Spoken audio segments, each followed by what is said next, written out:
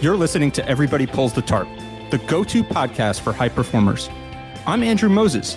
Each week, you'll hear my thought-provoking conversations with Olympians, pro athletes, CEOs, elite coaches, best-selling authors, and other high performers to uncover their secrets to success. Get ready to be inspired each week when we talk about leadership, teamwork, work ethic, and more. Are you ready? Let's go.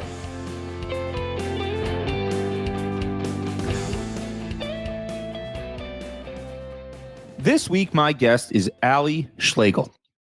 In January, Ally was drafted 23rd overall by the Chicago Red Stars in the 2023 National Women's Soccer League Draft. She's coming off a two-time All-American college soccer career, where she also graduated with honors, receiving a degree in corporate innovation and entrepreneurship. Ally is a leader on and off the field. She was a two-time team captain in college and also chaired her university's student-athlete advisory board.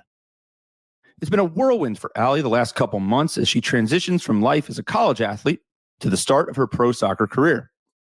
All of us experience new chapters in our own lives and careers, and how we respond to those moments is critical to our success. I thought Ally would be the perfect person to talk to about it. After all, the star player and team captain in college is now the new kid on the block, a rookie again, part of a new organization and in a new city. I asked her about everything that's happened since the draft and what she's doing right now to lay the building blocks for success at the next level. This conversation is all about navigating new experiences, pushing your limits, and building upon successful habits to achieve even more. Ally's wisdom is well beyond her years, and this conversation has something for everyone, no matter where you are in your journey. So, let's pull the tarp and get straight to Ally Schlegel. Ally, where I want to begin, you were just drafted by the Chicago Red Stars, 23rd overall in the 2023 NWSL Draft. Has it sunk in yet? Has it sunk in, this transition to professional soccer? Yes, it has sunk in. I mean, I think for me, there's always that period of reflection time. The draft was an incredible moment. You needed it. I think we really wanted that moment to be what it was, but then you knew the next day, it's time to get to work. But the draft itself was an incredible experience. But I think, it's a quick turnaround. I got drafted on Thursday and was in Chicago on Tuesday.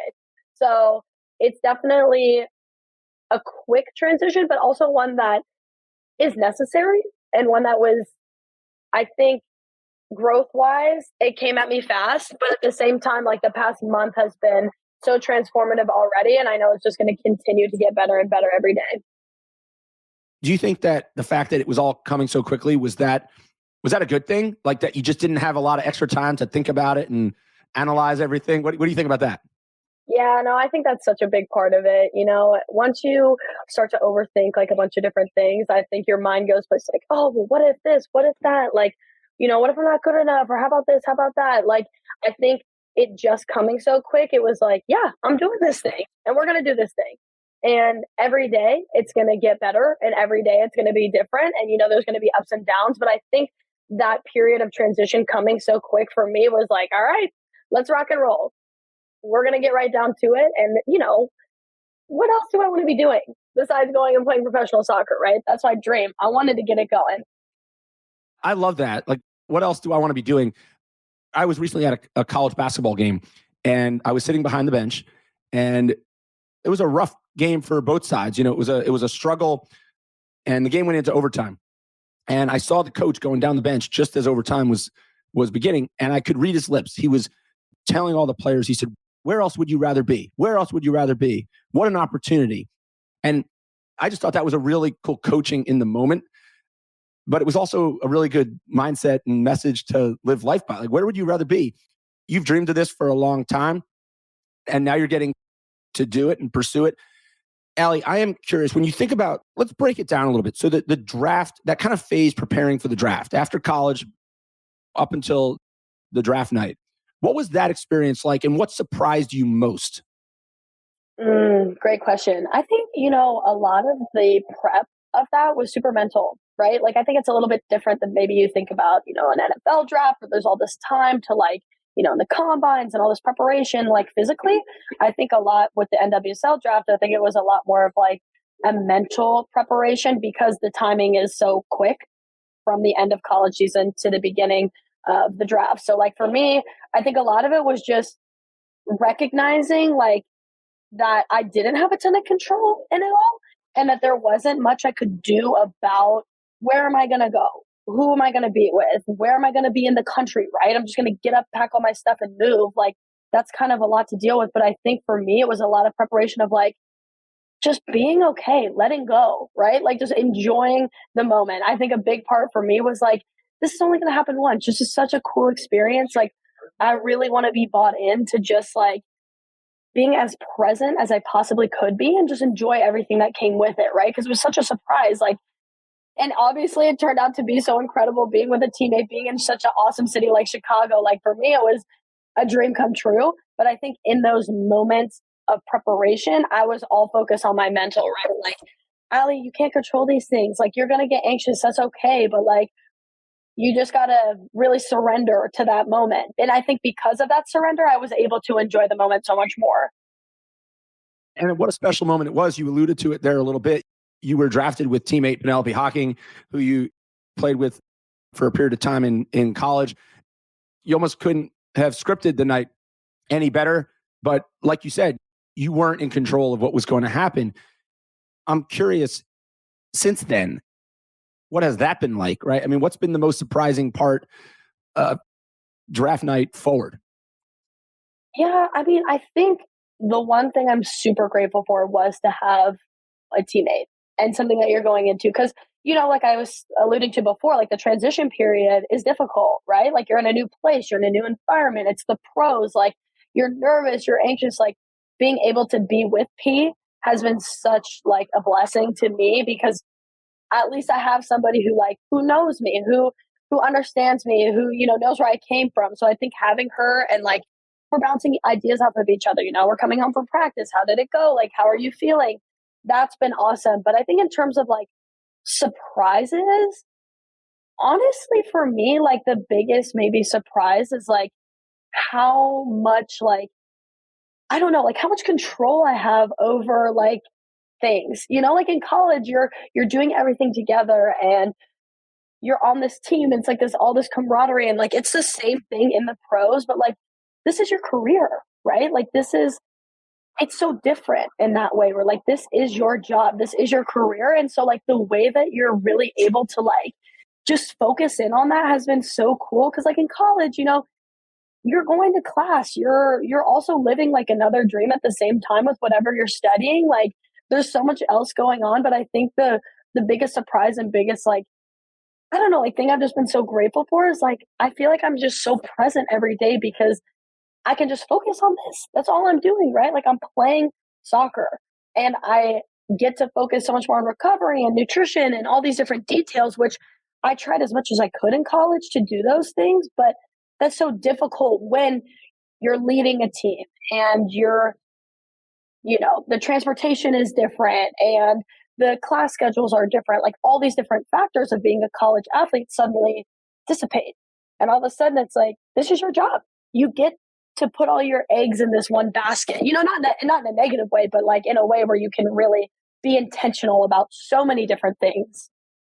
So in that context, Ally, because it's interesting, I've talked to so many high performers in all different industries, business, sports, entertainment. And it's interesting because everybody has a different perspective on that. Some people really value the ability to dial in the focus and almost like obsession with one thing. And others seem to appreciate the ability to kind of have all these different outlets and places to direct your energy. And I'm curious, how do you think about that? You know, so you've got this great opportunity now to do this all the time and devote so much more of your focus to it than in college, which is great. But are you building systems and things in place to make sure that you get away from it enough and give yourself, you know, time away from soccer? I love that question. Like, I love that question because I've said this before, like to people and before, like, you know, talking just in teammate conversation, but like, I'm not a Kobe. I'm not a Kobe.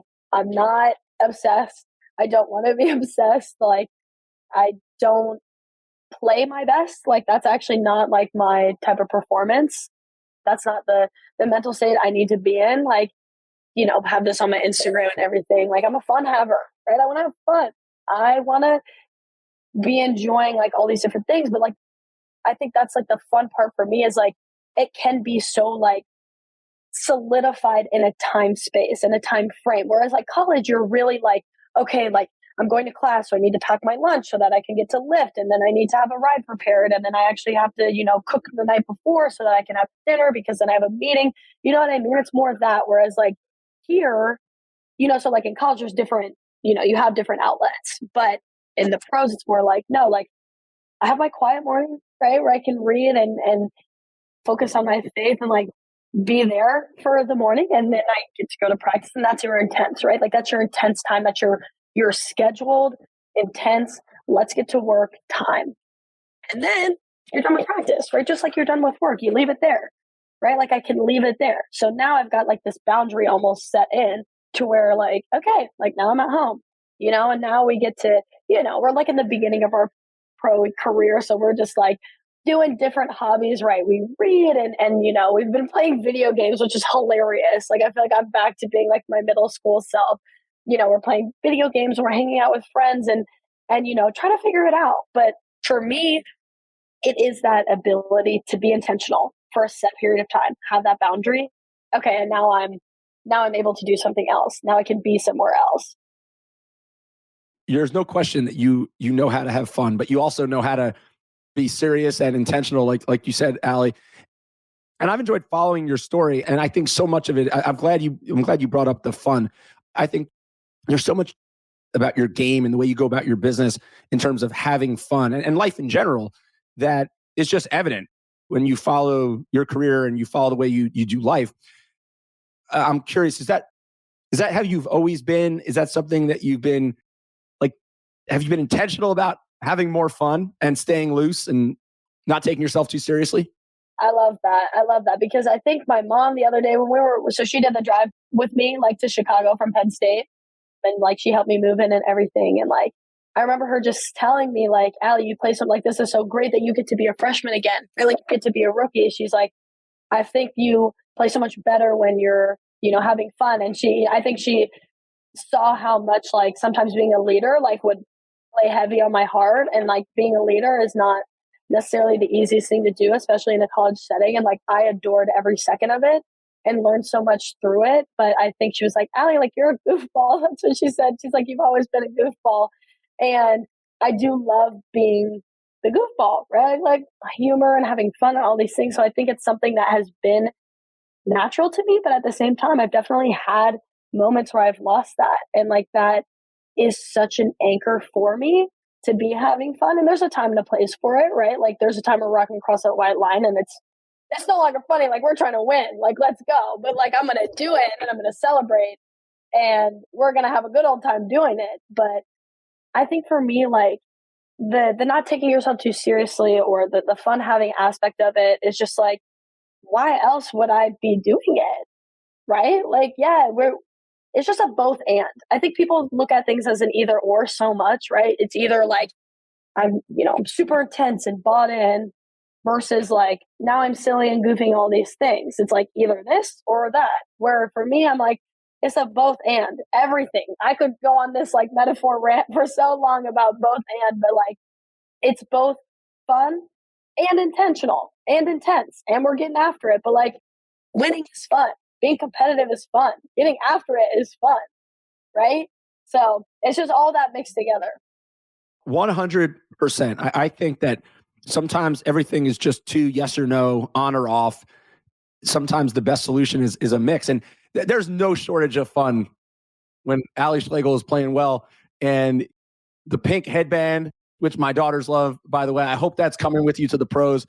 It is. And the gold dances and celebrations. I mean, there's just an excitement and an energy that follows you. And I think your mom is right. You've got this great opportunity to be a rookie again, a freshman again. And that's where I want to go next, Ally. So obviously, I think you used the word weight of being a leader. And you had a lot going on in college at Penn State. Not only, tremendously talented on the field, but you graduated with honors with a degree in corporate innovation and entrepreneurship. You chaired Penn State's student athlete advisory board, and you've been involved in so many different things, and obviously a two-time captain at Penn State, which comes with great responsibility. How do you reconcile the fact that you're coming from a place where you were a known commodity? The Ally Schlegel brand was very clear.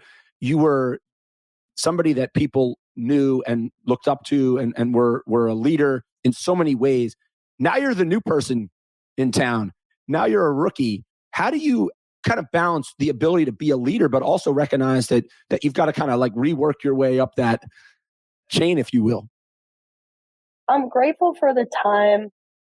It's just so funny how life does that, right? Like you go through this, it's almost like you're a senior in high school, you're at the top of the food chain, and then you're a freshman in college, and then you're a senior in college, and now you're back to like being, I think life has a funny way of like putting us through those cycles at times.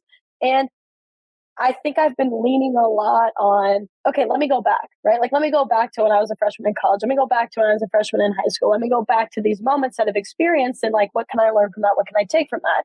And I think for me, like looking back on being a freshman in college, especially because that was such an influential period of my life, was I just, you just want to be this sponge. I remember like looking up to my captains as freshmen in college, like Maddie Nolf and Emily Ogle, who are both in the league. Like, and then I have Ellie Jean, who I just got dinner with last night because she's on Gotham, and these leaders, Kale, like these captains that I had before me, and I'm like, okay, what did I do when I was at that point too? And I'm like, that's all I wanted to do was be a sponge, right? What can I learn from them? What can I gain from their knowledge? And like, I'm so blessed to be on a team like the Chicago Red Stars that has so many of these elite athletes. And, luckily one of them's a Penn Stater, right? Like having a listen there is just like phenomenal. Everywhere I go, right? If I have a Penn Stater in the room, I'm like, oh, like I'm good. That's how I feel. That's why you and I get along so well, Ally, right? Exactly. If there's a Penn Stater there, you're like, all right, like this is family, like we're good. And so I think for me, like that transition, and you're right, like that is difficult, right? You go from being like this, well-known person, well-known player, you're comfortable in the setting, like everybody, you talk to everybody, you're that big leader, that big personality, and then you're like this little rookie, but that's life. And now it's just this new opportunity to learn and to grow. Like I couldn't stay in that space forever. I'm not going to grow in that space forever. So like, this is just life to me, and being that new transitional period. And yeah, it's uncomfortable. Of course it's uncomfortable, right? Like I miss like my teammates, and I miss my coaches, and I miss the familiarity of Penn State. And like, obviously I adore Penn State more than anything, but at the same time, like, I love this. I'm learning so much about myself. I think I'm growing so much like as a person because of this new environment, this new thing. And I think the best thing, you have to just approach it with like this humble confidence, right? Because you don't want to be like, oh, I don't deserve to be here, or oh, I shouldn't be here, oh, I'm not good enough. But at the same time, it's like, no, I don't know it all. I don't know it all. And I'm not the best, but I'm a great player, and I have a lot to learn. And there's people around me here to support me in that. But I think it's just like humble confidence of being able to be like, all right, I want to be a sponge. I want to learn as much as I possibly can. And at the same time, be like, but okay, like I can do this, right? Like I could do this. I just got to keep learning the ropes and growing and learning from the people around me. But yeah, that's what I would say. It all comes down to approaching it with that humility, and approaching it at the same time knowing that there's a reason why you're there as well. I think those are all fantastic points, Ally. When you talk about being a sponge and that humble confidence and the humility, are there specific questions that you're asking people with more experience to try and learn, or maybe it's not a specific question, it's a topic, it's an area of the game or an area of professional soccer life that is particularly interesting to you? Yeah, that's a great question. I think for me, it's like there's a balance, right? I think half of me is like being observant, right? I'm observing in the locker room, observing at practice. Like, what are these details, that these pros have that maybe I'm not doing? Or like just observing like their behaviors and what they're doing at practices, what they're doing off the field, on the field. And then, yeah, there's like that human aspect of it, right? Like asking people like, hey, like, what are your hobbies? We do have a little bit of extra time. How do you, balance pros with this? And, I think a couple of teammates girls who were drafted last year, Ava Cook and Sam Fisher. We've been very close with them during this time, and, asking them like how the transition was for them. Like, they've been super helpful to us, like being younger too, they've had 1 year in the league, but like they're really close in age to us on how did they deal with that transition? Like, how were they able to deal with what you just asked me, right? Like going from being like maybe a star to like, all right, you're a rookie again, right? So I think asking those questions of how did you deal with this process? And then, then going, to that next level, asking the questions of habits, right? Like of how do you navigate this lifestyle? And how do you approach like practice and training every day? Is there like a new habit or is there a habit that you've had for a long time that you've stuck with? Are there new habits that you're trying to implement to try and, build the systems and processes that are going to get you where you need to go on the next level?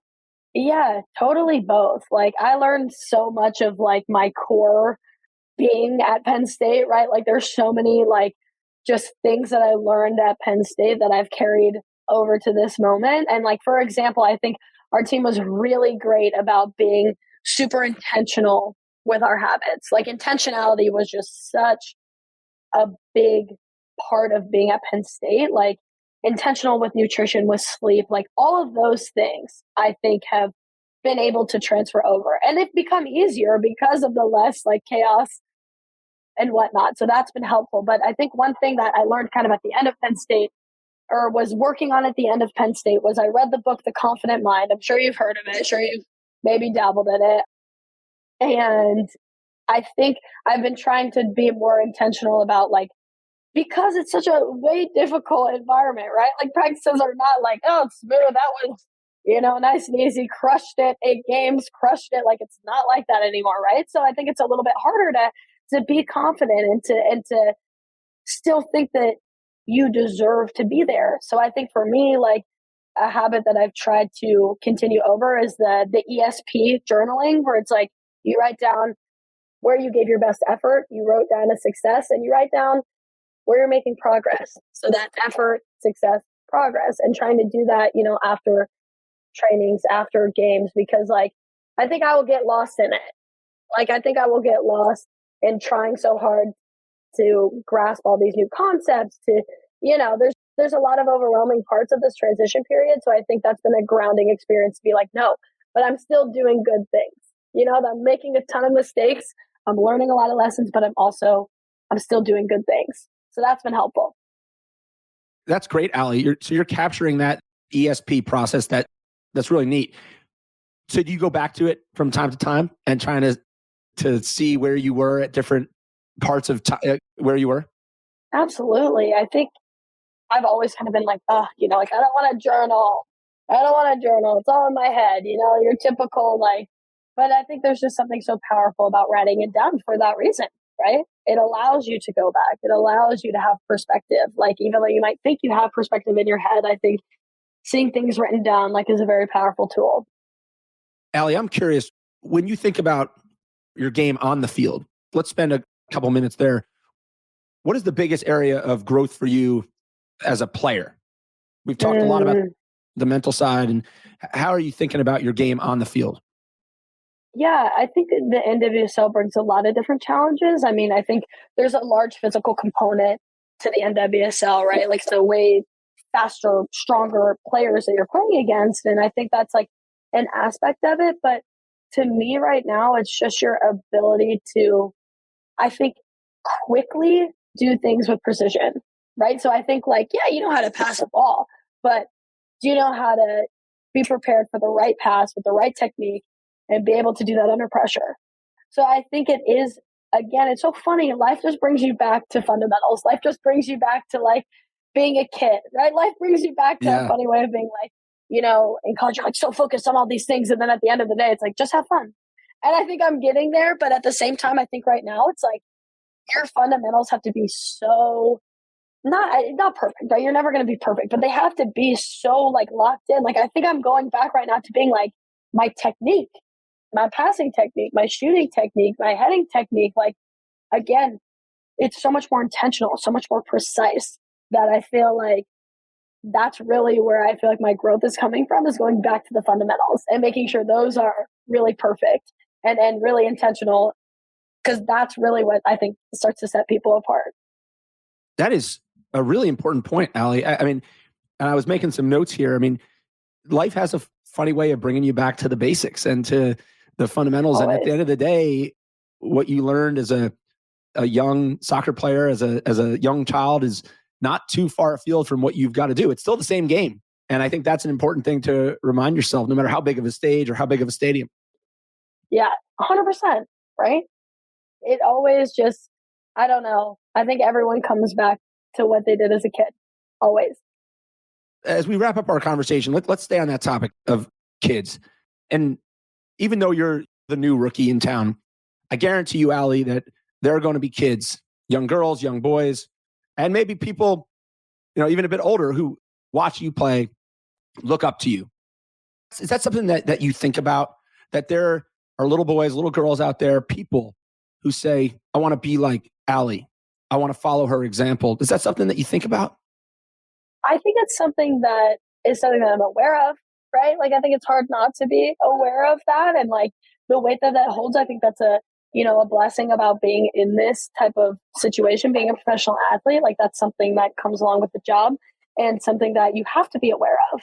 But at the same time, like, I'm me. I'm always going to be me. And I don't think I let that change anything, because at the same time, I want to be vulnerable in these spaces and what my journey was actually like, who I'm actually like, and whatnot. But at the same time, like, it would be, I think, a disservice to this profession to not really uphold that and whatnot. Have you thought about what that moment's going to be like when you, I know you've had some preseason games, but like that moment when you step onto the field for the first time in a regular season game as a professional athlete? Have you thought about what that's going to feel like? I think it's just one of those moments where you have to just stop and really, I think gratitude is the word for it, and really just be like, dang, like, this happened. I think that's what I'm going to feel like, where I'm going to be like, wow, like those dreams, these practices, all this work, like, really did not go to waste. But at the same time, like, life is crazy. There are so many things that could have deterred this from happening, that were out of my control. And the fact that, like, God has put me in this position, I think you can't approach that without this immense amount of gratitude and just this immense amount of like, wow, like, I get to live this dream. Like, I get to be here. I get to do this. And I think the weight of that is something that I think about every day. Like, I think there are times, like, even in this past month, where I'll look at P and I'm just like, dude, we're just like pro athletes. Isn't that crazy? Like, isn't that absolutely insane? Like, I never want to lose that, right? I never want to lose, like, the just absolute wow factor of all of this, because there is such a wow factor. I'm never going to be like, oh yeah, this is the job. Every day I'm like, even if it's a bad day, you're like, dang, my job is to go and get up and play soccer. Like, come on. You can't write a better story for me. What a great perspective, Ally, that I think anybody listening, whether they're a pro athlete or regardless of what they do, it's a great mindset to take through life, and immense gratitude.